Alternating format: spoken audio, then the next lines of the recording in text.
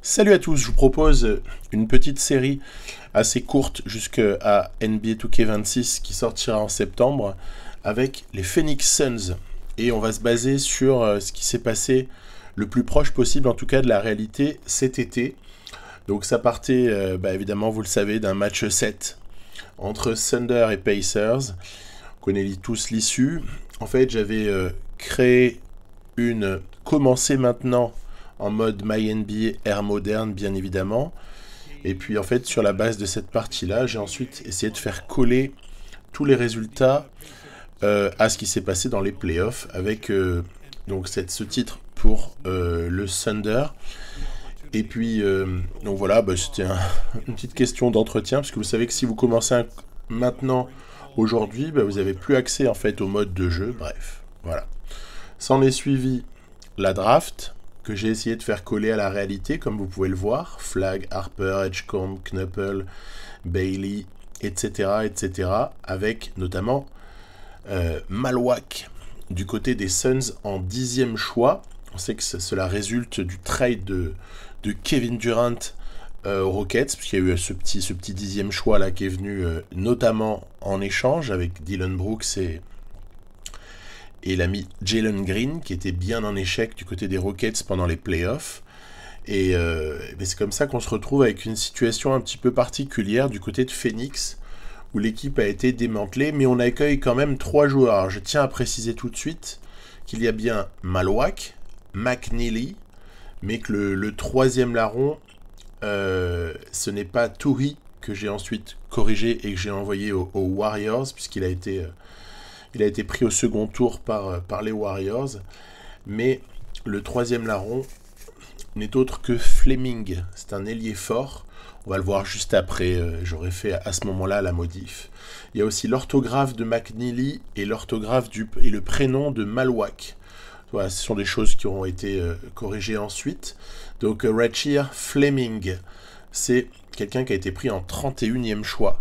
Donc c'est-à-dire premier choix du deuxième tour. Ok, donc tout ça, ça nous fait une petite base de jeunes intéressante à développer. Et puis, on sait tous que Devin Booker a été prolongé pour 145 millions et 2 années. Et puis, il y a un déséquilibre incroyable au moment où on prend les choses en main, puisqu'on n'a pas de meneur de métier. On a une opulence au poste 2. Si on est d'accord que Jalen Green est quand même un vrai arrière, comme Devin Booker, mais ça n'a pas empêché de jouer autrement, mais il est quand même arrière à la base. Bradley Beal, avec son contrat toxique et sa fameuse clause d'intransférabilité. Donc ça, c'est quand même quelque chose qui pèse très très lourd sur le début de partie, à l'été. Après, ça reste un très bon joueur. Moi, s'il n'y avait pas des rumeurs de contrats coupés par les Suns, évidemment, je le conserverai, mais j'essaie de coller autant que possible à ce qui va ou s'est passé. Grayson Allen, c'est encore celui qui a tenu la baraque la saison passée aux Suns, même si la maison était en train de s'effondrer. Puis voilà, on a ces bons joueurs en devenir que peuvent être McNeely ou les deux autres que j'ai cités précédemment, avec un petit contrat rookie très léger qui permet d'alléger les finances. Donc ça, c'est quand même plutôt la bonne porte de sortie pour ces Suns. McNeely, c'est un joueur qui est assez intéressant. C'est un shooter en tout premier lieu, mais après, avec un peu d'entraînement, il peut sûrement devenir aussi un défenseur convenable, voire bon. Et puis en tout cas, il a une grande envergure, c'est intéressant, 2m01, la bonne taille. Après, on n'oubliera pas Ryan Dunn, qui a quand même été une forme de révélation dans le marasme des Suns de la saison passée. Donc Ryan Dunn, quand même joueur intéressant, polyvalence poste 3-4 selon moi. Dylan Brooks arrivant des Rockets. Donc lui, il a été un peu une victime collatérale du trade de KD. Voilà, après contrat de Royce O'Neal qui peut éventuellement servir de monnaie d'échange. Et donc, je vous parlais de Rachir Fleming. Donc, très intéressant. Joueur plutôt qualifié de poste 4, je pense. Il en a la taille. Et puis, on verra bien ce que ça peut donner. Le problème étant, et je vais y arriver là tout de suite, l'opulence de pivot. C'est-à-dire qu'en fait, Mark Williams vient d'arriver, Nick Richards avait été récupéré au moment de la trade deadline en janvier, Malwak vient d'être drafté, ok, et puis on a aussi donc un joueur plutôt intéressant de 23 ans, c'est Oso Ighodaro. Donc tous le même profil quasiment, avec trop de monde pour jouer. Donc je me suis dit que forcément il y avait des choses à faire.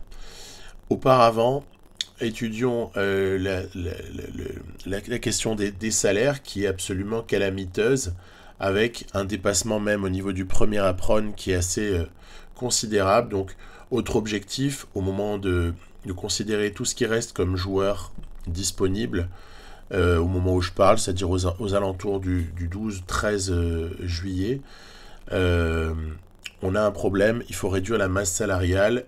Peu de joueurs vont être, prenables, puisqu'on n'a pas la capacité de les payer, et puis, donc je parle des free agents, et puis on a une carence terrible au poste de meneur. Voilà, donc sur ces bases-là, j'ai commencé par essayer de me tirer une balle dans le pied, mais pour essayer de ne pas se faciliter la partie, et puis de coller à une rumeur quand même plus qu'insistante, hein, la libération de Bradley Beal vis-à-vis de son contrat.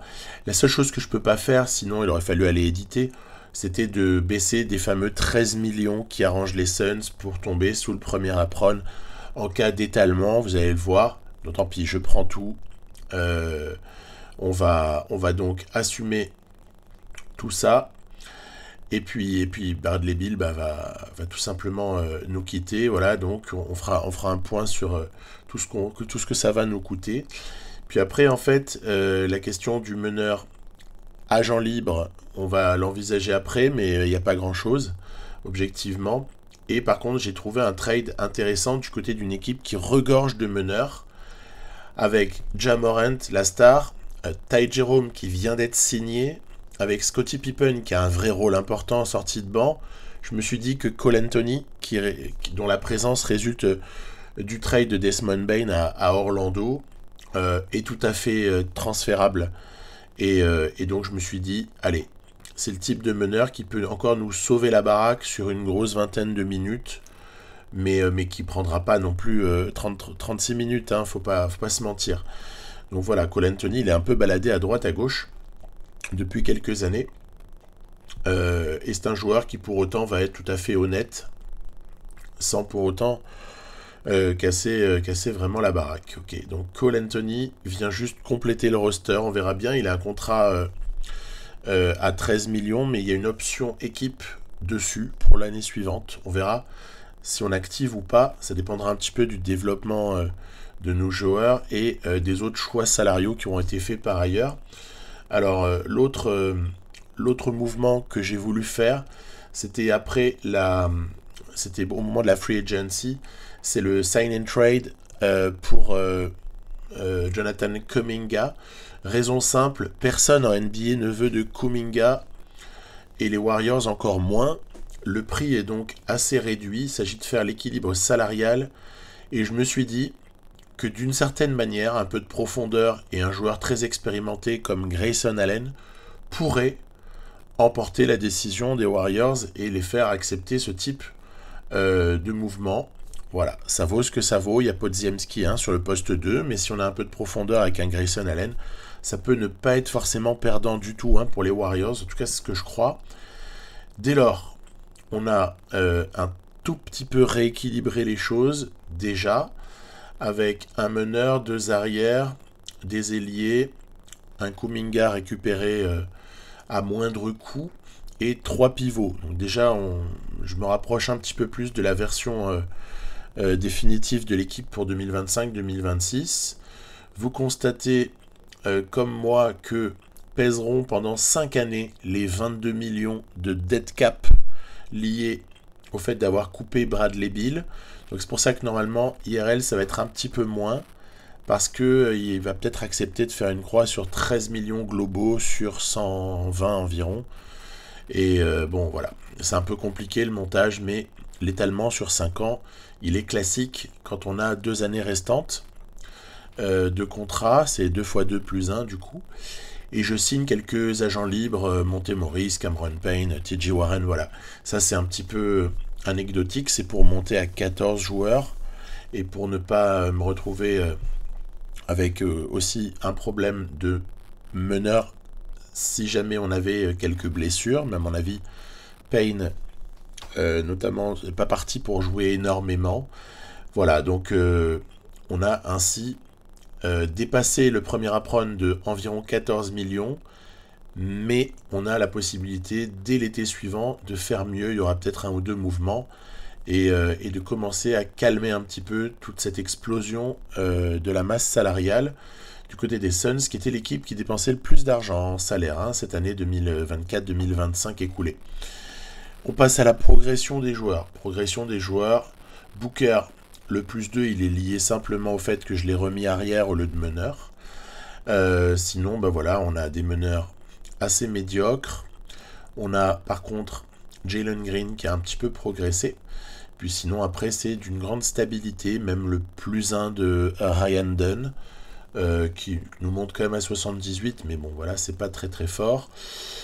Est-ce que Jonathan Kuminga arrivera à exprimer toute sa puissance et sa capacité comme ça d'aller percuter? On verra bien. Est-ce que l'ami Malouak, fraîchement drafté ici sur une passe de Booker au alley-oop, arrivera lui aussi à s'imposer en NBA assez rapidement? Écoutez, je le crois, pour l'avoir vu jouer en université. Moi je pense que c'est un mec qui est NBA ready. Est-ce que Mark Williams va être à la hauteur de toutes les attentes? Un joueur à 84 quand même, un bon pivot bien solide, avec une once de polyvalence qu'on peut deviner pour peut-être son développement à venir. Il n'est pas vieux, donc à mon avis on a un roster qui est assez équilibré en faisant ça, et c'est ainsi que je franchis la barre de l'intersaison. Voilà, terminé. LeBron James, tournée d'adieu, ouais, très probablement, pourquoi pas en tout cas, et la mise en place maintenant d'une rotation, j'espère, digne de ce nom. Donc c'est parti. Alors je me suis dit que Rasheed Fleming obtiendra des minutes, il n'y a pas de problème. On lui donnera des choses au fur et à mesure de la saison, mais il y a 82 matchs, on a un petit peu le temps. En attendant, je pars sur quelque chose de classique. Booker, Green, Brooks, Kuminga, Williams pour démarrer, avec une question qui occupe le poste de meneur sur le papier. Je me suis dit que Green était un petit peu plus petit et défendait un petit peu mieux sur l'homme. Donc j'ai opté pour Jalen Green. Après on a Cole Anthony qui prend des minutes évidemment en sortie de banc. Booker 36 minutes, ça paraît correct. Après équilibre entre Malouak et Williams pour le poste de pivot, et avec des joueurs qui peut-être joueront un rôle, Payne, Morris, Iguodaro. Alors Warren peut-être un peu moins, mais Fleming aura aussi ses moments de jeu. Voilà comment je pars pour cette saison 2025-2026. On ne touche pas tellement à ça, puisque de toute façon je fais la rotation avancée. Par contre sur les options, les objectifs en simulation, voilà, on va rester sur une agressivité défensive neutre, parce qu'en fait sinon j'ai remarqué ça fait souvent 6 fautes dans les simcasts. Voilà, donc neutralité assez globale pour ce qui est de ces choix là. Aptitude stratégique, je vous la passe, de toute façon il n'y a pas grand chose à gagner. Ok, Budenholzer, on l'a vu, est encore là. Moi j'ai pas trop touché au coach, parce que comme on a très peu de vrais coachs dans le jeu, bon allez, je laisse ça de côté. Je sais que c'est un sujet sur lequel ils ont beaucoup de progrès à faire du côté d'NBA 2K. On verra un petit peu quels sont les choix à venir. Premier match de la saison contre ces fameux Rockets. Ça tombe plutôt pas mal, parce que il y aura sur le terrain un certain nombre de joueurs qui ont changé de camp à l'intersaison. Donc Kevin Durant, on l'a dit, on a Jalen Green, on a Dylan Brooks, donc ça nous fait déjà une jolie opposition. Moi j'aime bien ces Rockets, je les trouve très intéressants pour tout dire. J'aurais très envie de jouer avec eux, ça fait partie des équipes que je pourrais avoir vraiment envie de tester. Après, vous allez voir que le match en lui-même va être assez serré, avec KD ici en contre-attaque pour, eh ben, hop là, Amen Thompson à 0 degré mais en 2 points longs. Jabari Smith qui trouve le cut de Thompson. Tiens, première petite constatation dans ce match. Booker ne tient pas du tout Thompson qui là joue au poste 2 pour une question d'équilibre de l'équipe. Par contre, on arrive à avoir quelques positions et à 3 points, trouver quelques solutions. On a du rebond également offensif, regardez-moi ça. Quelle action ici de Malwack, Kaman Malwack, qui prend le rebond et qui remonte. Je vous parlais d'adresse externe.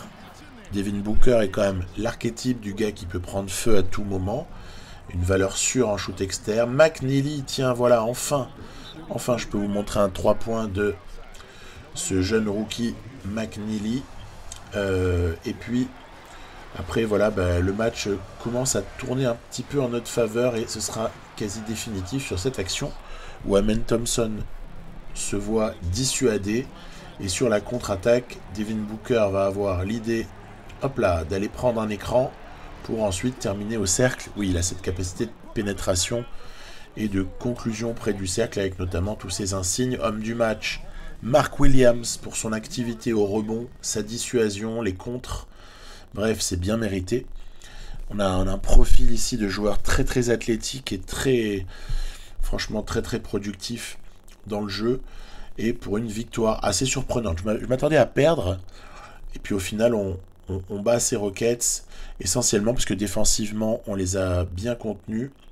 Et puis au rebond également, avec la doublette Williams-Malwack, on a pris beaucoup de rebonds.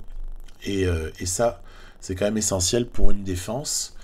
Voilà. KD a été un peu en difficulté. Şengün n'a quasiment pas existé. Il a été éteint par les pivots adverses. Et puis de notre côté, il y a un score relativement réparti. Juste un petit regret sur le fait que Kuminga n'ait pas brillé offensivement. Mais ça peut changer avec le temps. Il s'agit juste de lui trouver les bonnes actions. Ensuite, le Jazz. Jazz, c'est une équipe qui est assez intéressante si on cherche à analyser le jeu.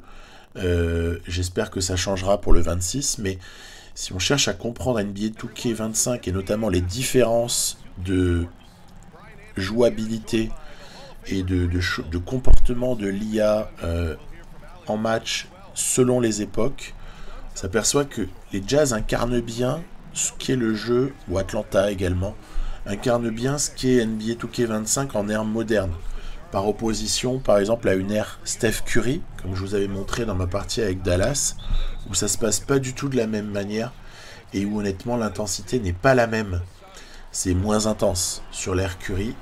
Après, si on recule un peu dans les airs, c'est très intéressant aussi d'aller. Moi, je joue, je vous la montre pas, mais je joue en ère Michael Jordan là avec les Timberwolves et je m'aperçois aussi de beaucoup de différences, et notamment cette omniprésence de la mi-distance.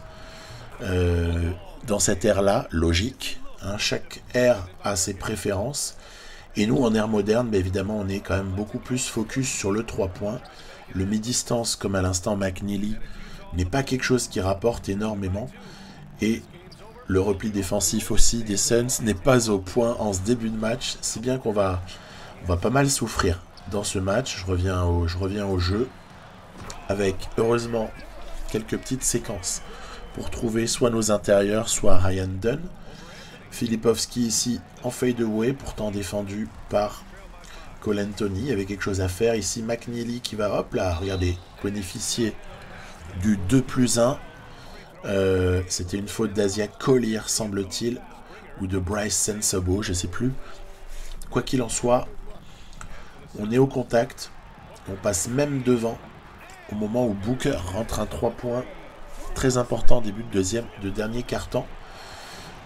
Néanmoins, il y aura cette action qui pour moi est assez emblématique aussi de ce qu'est le jeu, à savoir insolence absolue. Le mec Markkanen est pris par Dillon Brooks et non, il nous rentre un 3 points dans la bouche et celui-là il nous fait très très mal puisqu'à 32 secondes de la fin on est à -5. Néanmoins, Petite ficelle pour aller chercher Booker près du cercle. Faute de Ace Bailey. Ça fait 2 lancers pour le Book. Et donc, facile à rentrer a priori pour Devin Booker. Attention, il restera 32 secondes et il y aura 3 points d'écart. C'est encore jouable. Il faut juste défendre convenablement. Donc déjà, la sortie de balle, c'est pour Bailey. J'ai pas réussi à le presser exactement comme je l'aurais voulu. Néanmoins, maintenant, Keyonte George a la patate chaude en main. Interception classique. On conclut avec Kuminga. 2 points, on est à -1. Il reste 19 secondes. Il va falloir soit faire faute, soit intercepter. Donc je me dis que Bailey est sûrement le meilleur joueur sur lequel on puisse faire faute. Étant donné que Keyonte George est un métronome au lancer franc. Bailey nous fait mentir sur le premier lancer franc. Et évidemment, ça devait arriver. Bailey qui est pas très content d'être au Jazz. Vous avez vu comme moi les rumeurs, c'était assez rigolo au moment de la draft. Le mec a fait aucun workout. C'est assez rigolo. On est sur un profil assez caractériel. Il faudra voir ce que ça donne par la suite. Et on a 12 secondes pour égaliser. Évidemment, qu'est-ce qu'on va aller chercher? L'ami Jalen Green. Voilà, justifier son salaire et tous les espoirs placés en lui pour aller égaliser et peut-être chercher la prolongation. Donc on va voir ce que ça donne, parce qu'il y a quand même un ballon à défendre. 4 secondes 8, ça laisse le temps de prendre peut-être un bon shoot. C'est Keyonte George. Et ça va, heureusement, c'est maîtrisé. J'avais plus de temps mort. Donc ça servait à rien d'espérer quoi que ce soit. Ce sera donc une prolongation dans ce match face au Jazz. Jazz, je le disais, qui illustre assez bien ce qu'est le jeu en ère moderne, parce que très athlétique, ça paye. Ils sont très opportunistes. Ils ont, comme ça, vous voyez, 4 joueurs de base capables d'artiller à 3 points. Filipovski, ici Keyonte George, évidemment, qui nous le plante. Et puis également Bailey, qui est capable d'en mettre tout de même. Et pour ce qui est de Markkanen, on n'a pas besoin de vous faire un dessin.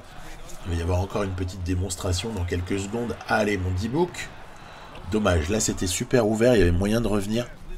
Mais le jeu est ainsi codé que pour arriver à mettre plusieurs 3 points de suite, même quand vous êtes ouvert et même avec des super joueurs, franchement c'est pas évident. Heureusement ça vaut aussi pour l'adversaire. Bailey ici. Et coast to coast pour Dillon Brooks dans la foulée. On a ici un phénomène qu'il faut exploiter, le rageux Dillon Brooks, capable de défense, capable, et c'est dommage, ça ne se verra jamais dans le jeu, mais d'énerver l'adversaire, de le provoquer, et honnêtement, il faut voir le côté positif de ce joueur canadien, et Dieu sait si des qualités il en a, même s'il a aussi des défauts qui sont assez insupportables. Kuminga en contre-attaque pour Brooks, qui arrive ici à profiter de la mauvaise défense de Markkanen sous le cercle. Ouais, je pense, voilà, en fait, pour embêter cette équipe du Jazz, l'idéal, c'est d'aller comme ça, bénéficier de... Enfin, en tout cas, essayer d'exploiter leurs points faibles. Attention, Brooks sur Markkanen, qui a l'avantage de taille, mais Brooks, par contre, empêchera le drive, on le sait. Et contestation de Brooks plus Williams. Très, très précieux, encore une fois, Mark Williams. Un super pivot. Moi, j'adore l'idée. Brooks qui appelle un floppy pour D-Book, qui est un peu loin. C'est pas le bon jeu, là, ici. Il faut pénétrer, peut-être. Et on est contré. Très, très joli contre. Ici, et Bailey en contre-attaque, qui va leur permettre de repasser un point devant. Ok. Ensuite... on a une balle, il reste 50 secondes, franchement, tout va bien, il y a un point de retard. Il faut être serein, on va appeler un écran ici pour que Book puisse aller attaquer. Mais finalement, ça s'est refermé, j'ai pas eu confiance derrière. Un petit mi-distance un peu aléatoire, zut alors, 30 secondes, ils ont la balle. Il faut absolument réaliser un stop défensif. Bailey pour Kessler et Markkanen qui est ouvert. Mon Dieu, ça a failli rentrer, s'il était rentré, on était vraiment très très en difficulté. Contre-attaque, peut-être, pas possible. On va donc devoir jouer sur jeu placé, écran. Et D-Book qui vient dunker. Il reste 13 secondes. Time-out pour le Jazz. Regardez, parler d'insolence à des moments. On va avoir une belle tranche d'insolence ici sur cette action. Keontae George pour Lauri Markkanen. Et évidemment, il va nous le coller en pleine face. Le 3 points. Magnifique. Il nous reste 3 secondes. Mais cette fois-ci, on avait des temps morts restants. 3 secondes, moins 2. Allez, tant pis, on va pas viser la prolongation. On va juste jouer la gagne. Pour Booker à 0 degré. Et voilà, Devin Booker qui signe déjà son quasi premier buzzer beater. En tout cas, c'est un panier déterminant. Parce que 1 seconde 2, ça va être facile à défendre sur Bailey, qui a quand même provoqué quelques frissons de par son shoot. Ok. Très très gros match de l'artilleur Devin Booker, qui aura bien été à la hauteur de la situation. On aura eu un piteux 5 sur 15 à 3 points quand ils ont shooté à 7 sur 18. Et par contre, bon non, le match se joue sur pas grand chose. Tout petit peu de rebond en plus pour nous tout de même. Ça c'est appréciable. Et ce panier de la gagne pour Devin Booker, 44 points en extrapolé, tout à fait représentatif de ce qui s'est passé, avec un très bon Mark Williams au rebond. Et en face, un Lauri Markkanen plutôt fort. Collier en sortie de banc a été pas mal. C'est juste pour le reste que ça a mal contribué. Allez, encore un match cette fois contre les New York Knicks. Les Knicks ont moyen de nous manger avec cet effectif Jalen Brunson, Bridges Anunoby, franchement Hart en sortie de banc et puis Karl Anthony Towns. On n'a pas de quoi rivaliser en termes de talent. Bon, par contre, vous allez voir que ça va être un match plutôt intéressant parce que déjà ils ont titularisé Akiwa en 4, à la limite pourquoi pas, mais bon, c'est encore un autre débat.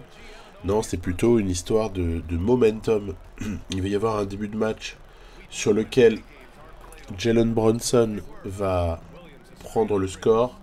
On va nous être un petit peu léger dans nos transmissions de balles, ce qui permet notamment ici à Towns d'avoir un panier très très facile en contre-attaque.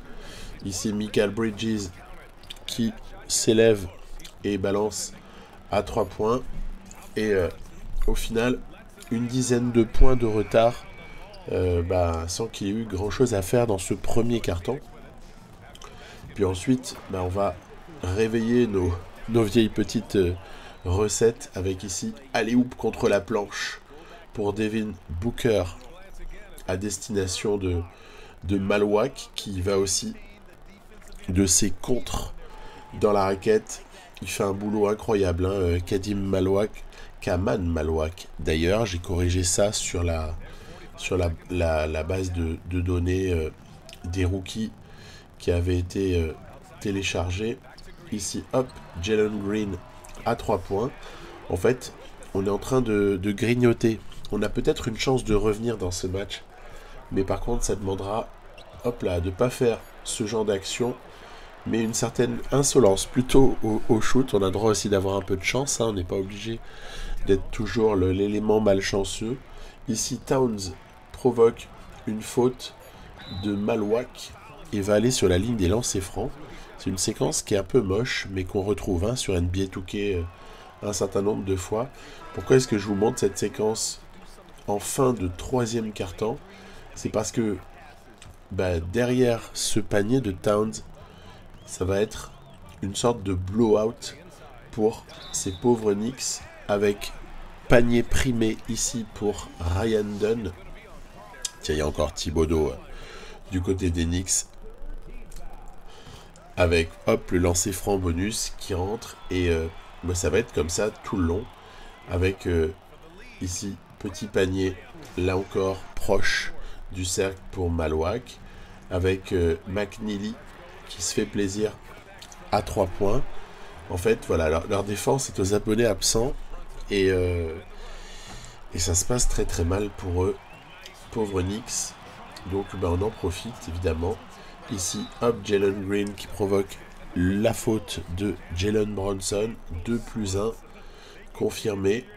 Ils ont des timings de lancer franc, les joueurs là de cet effectif des Suns, qui sont plutôt corrects, et donc ça permet de convertir quand même l'essentiel, on va dire, des occasions qu'ils ont. Hop, ici encore une fois, le halo contre la planche. Cette fois-ci, c'est à destination de Kuminga. Décidément, Booker se régale dans ce match-là. Et il y aura un écart assez considérable. Ils ont été en échec à 28% de réussite au tir globalement. Et puis ce qu'il y a de bien aussi, c'est qu'au niveau du rebond, cette équipe des Suns là, avec ses grands intérieurs, mais pas seulement, hein, s'avère être quand même très très bonne.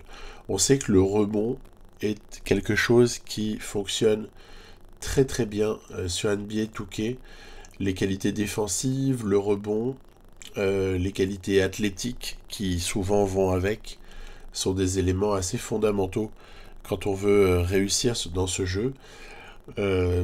Puis tiens, les 10 contres de Malwack sur ce match-là, c'est très très fort. Towns en difficulté, Michael Bridges en perdition en termes d'adresse, et Jalen Bronson aussi, quand même en grande difficulté. Après, j'ai simulé relativement massivement, simulé environ 5 semaines de calendrier, donc on a du mal contre certaines équipes. Il y a quelques défaites ici qui apparaissent, mais c'est pas bien grave au final. Tiens, les Spurs aussi et les Wolves nous ont battus pour les 2 premiers matchs de NBA Cup. Donc on sera probablement pas invité pour la suite de cette compétition. C'est pas très grave.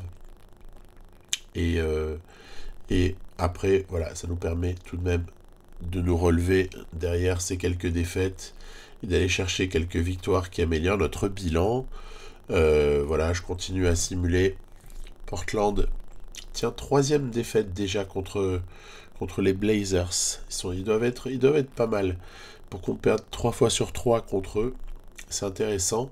À ce stade-là, les statistiques individuelles au bout de 20 matchs nous montrent quand même qu'on est sur une bonne séquence. Hein. Booker, très précieux, très productif. Même Jalen Green, c'est pas si mal. Mais tout le monde, je pense, contribue d'une manière qui est très très encourageante. Donc voilà, c'est très très bien. Et ça donne envie de continuer. Vous voyez qu'à ce stade-là, Rashir Fleming n'a pas encore eu le droit de jouer, mais ça va venir. Je vais l'incorporer à la rotation progressivement. C'était ce que j'avais prévu de faire. Parce que son 73 m'a un tout petit peu fait peur. Je veux dire, c'est très très bête, hein, mais l'overall, des fois, on a tendance à le regarder, à considérer les choses en rapport avec ça. Il y a ici la réception de Cleveland. Alors, Cleveland, c'est une équipe que je considérerais comme relativement difficile à jouer. Et pour autant, quand je vous avais proposé en ère moderne, que ce soit des matchs avec les Wizards, aussi faibles soient-ils, ou même le Utah Jazz, voire même les Brooklyn Nets de 2024-2025. Bref, vous vous souvenez, c'était une petite séquence de vidéos que j'avais proposée à un moment donné. Ce qui était assez marquant, c'est que finalement, ces Cavaliers ne fonctionnaient pas très bien. Et puis aussi, on n'avait pas trop de mal à les jouer. Mais il y avait déjà quelque chose de remarquable, c'était que hop là, Garland était très très, on va dire, difficile à stopper. Il y avait beaucoup de virtuosité dans son jeu. Et même si là on s'est accroché pour terminer le premier quart-temps en tête, ça va être très très difficile pour nous. Regardez, qui est-ce qui joue aux Cavs? Oh, Bradley Beal. Incroyable. Il a été signé par les Cavs suite au buyout qu'on a négocié entre guillemets avec lui. Enfin, on n'a pas négocié grand-chose, on l'a juste coupé sans gratter le moindre dollar de contrat. Ici, hop là, quelle rapidité, quelle vitesse d'exécution pour Garland qui non seulement se déplace très très vite, mais en plus a tendance à shooter aussi très très rapidement, ce qui le rend très difficile à défendre. Il nous faudrait en tout cas un défenseur attitré qui soit d'une qualité un peu supérieure à ce que nous possédons pour pouvoir contrer Garland. En plus, on n'a pas trop l'adresse. En face, il nous sanctionne à chaque fois sur contre-attaque. Vous avez vu Bill juste avant ici. Garland à nouveau. Bref, n'en jetez plus. On a été piétiné. Et il n'y a pas grand-chose à faire. Et très bonne défense des Cavs. Offensivement, ils ont été portés par leur meneur. Et on n'a pas su exister. Voilà, donc c'est pas très très grave.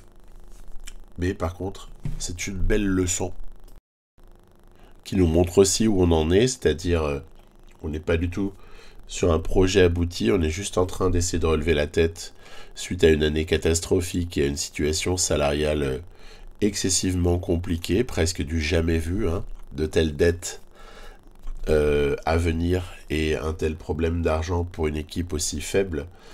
Bradley Beal a donc été chercher carrément 3 ans du côté des Cavs au cours de la fin de la free agency, après avoir été coupé. Et puis Russ West aussi, à 37 ans, aura ici hérité d'un contrat au minimum pour aller renforcer ses Cavs, qui s'annoncent quand même comme de sacrés clients dans cette saison. On verra si les promesses sont tenues ou si on a quelque chose qui retombe un petit peu à l'instar des playoffs 2025 que nous avons vécu pour ces Cavaliers. Le classement est très correct, on est à 14 victoires et 7 défaites, il n'y a pas de problème. Ça se passe très très bien. On perd contre Brooklyn, c'est pas très très élogieux. Contre le Jazz également. Tiens, c'est la semaine de la NBA Cup, la finale qui arrive le 16 décembre. Donc c'est pour ça qu'on a eu peu de matchs à jouer. Et cette finale va être remportée. Hop là, voilà. Les Suns ont battu les Clippers et les Kings ensuite cette semaine-là. Je crois que c'est OKC qui a battu Cleveland en finale de la NBA Cup là, sur cette année. Tiens, ensuite 4 défaites consécutives et une fin de période ici pour arriver jusqu'au 3 janvier où on a par contre battu les Warriors et les Nuggets. On se retrouve ici avec un bilan de 20 victoires et 15 défaites, ce qui est encore une fois plutôt une bonne surprise. On remarquera que les Mavs et les Spurs talonnent ou essayent en tout cas de talonner le Thunder, donc pourquoi pas, intéressant. Puis précisément là on va croiser les Dallas Mavericks et donc j'ai décidé de jouer ce match. Irving est revenu de blessure, Exum titularisé, puis après il y a Cooper Flag, Anthony Davis, et ils font démarrer Lively. Donc c'est un beau challenge face à nous. On va avoir quelques mismatchs qui sont pas gagnés d'avance. En revanche, nous présente comme opposition clé le duel entre Exum et Booker. J'ai ma petite idée sur le vainqueur de ce duel-là, quand même, faut pas rigoler. Arrêtons de manquer de respect à Devin Booker. J'aime bien lancer le match par ce genre de séquence. Un petit floppy pour Jalen Green, histoire de lancer son match. Et en face ici, regardez, hop, Cooper Flag nous rend la monnaie. Et on est plus ou moins à égalité au cours de ce premier quart-temps. Les deux équipes se rendent à peu près coup sur coup, coup pour coup surtout. Et ensuite, c'est parti, regardez, Rasheed Fleming, je l'ai introduit dans la rotation. Le troisième rookie en fait de cet effectif. Et il a vraiment fait des choses très sympathiques. Le jeune Fleming, ici, regardez, c'est amusant, séquence buzzer beater numéro 1. On pense que Fleming a rentré son shoot à 3 points, mais regardez, malheureusement, pour 1/10 de seconde, le shoot ne pourra pas être accordé. Et après, attention, parce que cette équipe des Mavs, elle est opportuniste. Dès qu'elle a comme ça des possibilités, elle a tendance à nous faire un petit peu mal, alors qu'on est globalement en domination sur certains secteurs du jeu. Ici, très jolie combinaison pour Malwack avec une espèce de bras roulé, ou peut-être pas de bras roulé, mais en tout cas une espèce de flotteur des années modernes. Euh, avantage Suns à la mi-temps, notamment grâce à Devin Booker. Ensuite, qu'est-ce qu'on va obtenir ici? Un shoot ouvert pour Dylan Brooks, puisque j'avais tenté le pick and pop sur Malwack, mais ça n'a pas fonctionné. Et par contre, ce qui continue toujours à fonctionner, c'est les alley-oop. En veux-tu, en voilà. Et même si les Mavs s'accrochent, ici, dissuasion de Williams. Très très bien joué de sa part. Pour un shoot ici de Ryan Dunn qui bat le buzzer aussi du carton. C'est quand même rigolo, 2 fois dans le même match. Bah là encore, ça va être un ballon qui est lâché trop tardivement. Et donc, 2 buzzer beaters à 3 points refusés dans le même match, mais refusés de manière très très juste. Hein. Et bon, bah ça appelle une réponse. Hein. Fleming va se venger. Et ben voilà, ben j'ai ma réponse. Est-ce qu'il faut faire jouer Fleming? Ben bien sûr. De manière générale d'ailleurs, on peut se dire une chose, c'est que les rookies de cette classe de draft sont relativement cheatés. Et on peut les faire jouer très rapidement. Ils sont un petit peu trop nombreux, je dirais, à mon goût, pour à être NBA ready.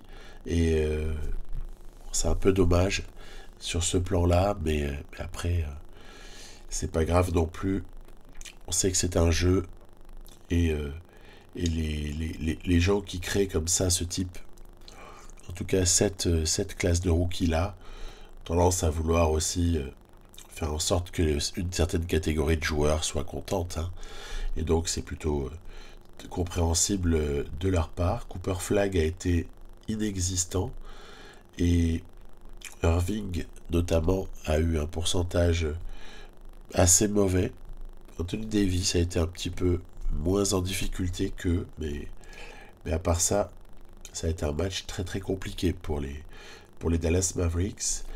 Voilà l'heure du bilan provisoire, bilan de fin d'épisode, avec 36 matchs joués, 26 points, presque 7 passes pour Devin Booker. Jalen Green à 21 points, 5 et 4, franchement je prends. Brooks et Anthony qui jouent leur rôle, Kuminga également, je suis content des quasiment 14 points. Ensuite les deux pivots, ils font un travail colossal avec des minutes relativement partagées. Williams a juste raté un match, à un moment donné il était un peu blessé. Et puis l'arrivée dans le roster de Fleming et McNeely est plutôt un succès quoi. Et ça donne envie d'en voir plus. Donc c'est ce que je me propose de vous proposer précisément dans quelques temps. La suite, j'ai du plaisir à jouer avec cette équipe. Elle est plutôt sympa. Et honnêtement, la rotation telle qu'elle est me plaît plutôt. Je trouve que c'est assez équilibré. On n'a pas trop de moments faibles avec cette manière-là d'organiser les choses. Et donc, ben, ça m'a fait plutôt plaisir. Voilà, vous me direz ce que vous en pensez. Et je vous proposerai la suite de ça dans pas très longtemps. A plus, bye bye.